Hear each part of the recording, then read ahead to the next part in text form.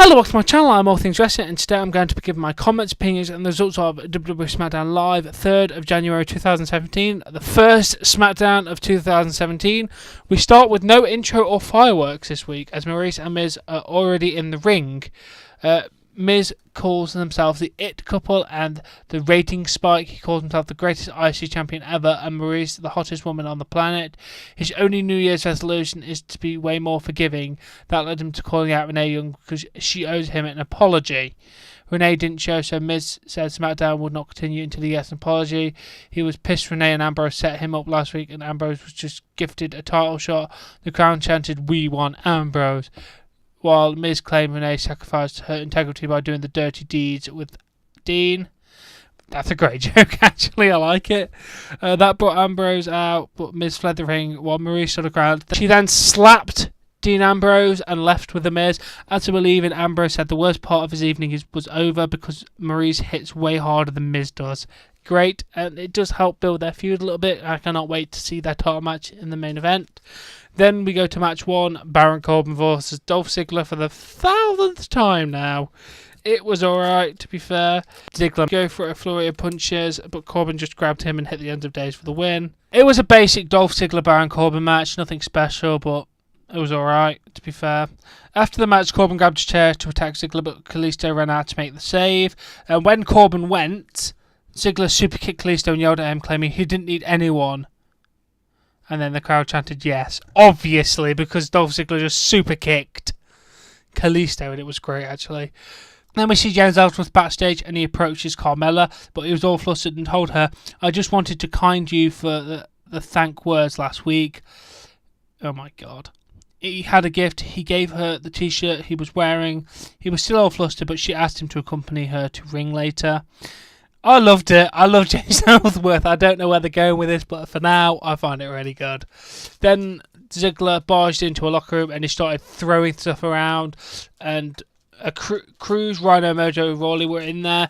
Cruz confronted him about super kicking Kalisto because Kalisto and Apollo Crews are friends. Ziggler headbutted him and they brawled, but they were separated by Mojo, Rawley and Rhino. It was alright. I don't know where they're going with this, but I'm hoping it's a Dolph Ziggler heel turn. Please let me dream. I liked him when he was heel. He was pretty good. Then we go straight to Becky Lynch versus La Luchador. Becky beat the crap out of La Luchador for a while until La Luchador bailed and crawled under the ring. A second La Luchador appeared on the other side of the ring and tried to hit Twisted Bliss, but Becky moved and applied the disarmer for the submission win. After the match, Lynch removed the match to reveal it was Alexa Bliss. The other La Luchador reappeared and then teamed with Bliss and attacked Becky and left her lying in the ring. Who is the other La Luchador? I am really getting curious now. I was hoping we'd get an answer, but they are just teasing us. Please, WWE, solve this soon because it's bugging me right now. But good match anyway. Then we go to the Royal Rumble WWE World Championship contract signing. Daniel Bryan came out. He then introduced Cena, then AJ Styles. One of the facts listed on the graphics for AJ Styles was the face that runs the place. I found that quite amusing, to be fair. Styles asked Bryan why they were doing this. He said he knows Bryan for a long time. They've wrestled everywhere, including in front of almost nobody in the audience, and said Cena wasn't like them. Bryan said SmackDown was on a roll and they needed to keep the momentum going. They beat Raw in the ratings last week because Star main evented and because Cena was back. He wanted to make the biggest match possible. The crowd cheered when Bryan said they beat Raw, and Cena shook his head. Bryan said Styles shouldn't be worried because he has 3 wins over Cena already. Bryan left the ring and left Styles and Cena to it.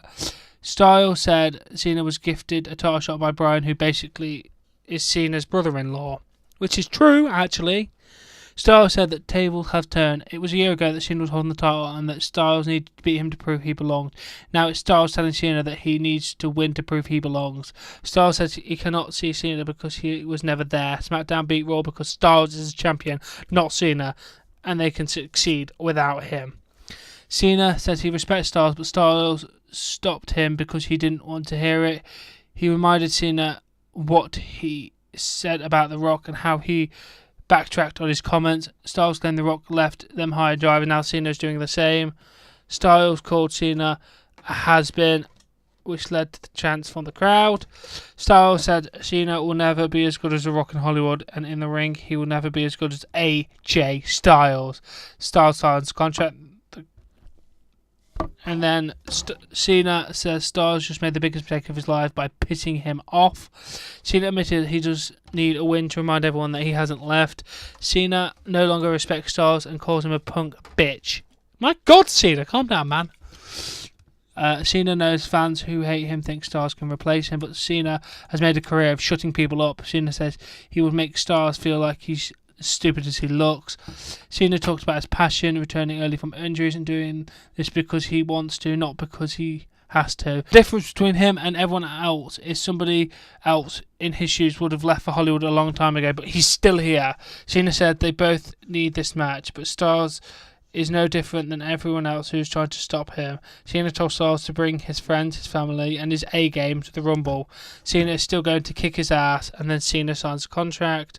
Baron Corbin interrupts for some bloody reason to announce that he's entering himself in the Royal Rumble match. This first SmackDown goal, by the way, and said he would leave WrestleMania as a champion regardless of his opponent. Cena was glad to see him because he knew Styles wouldn't fight, but figured Corbin would. Corbin was ready, but Styles blindsided Cena, knocked him out.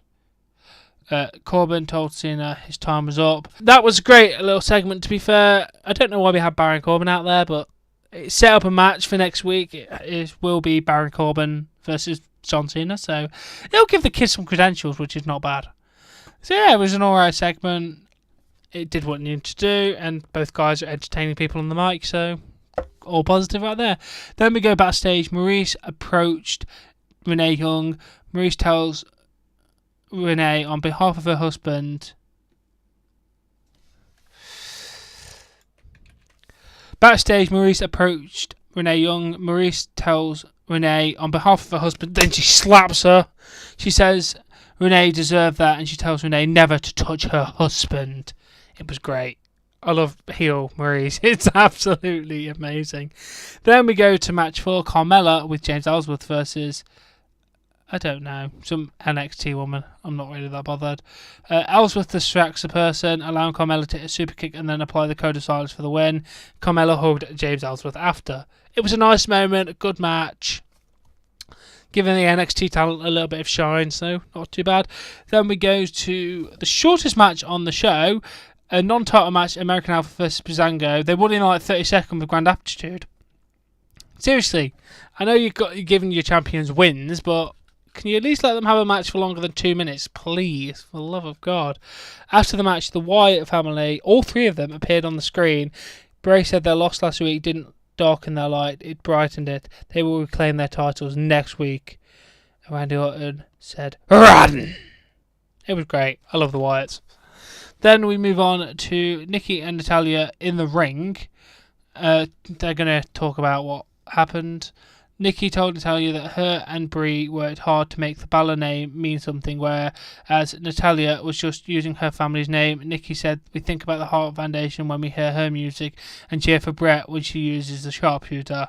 Natalya showed a tweet from Brett to show that she doesn't get anything from her family, where Brett put Nikki over as one of her favourites. Natalya didn't want to know what Nikki did to get Brett to say that. She claimed to be better than Brett ever was.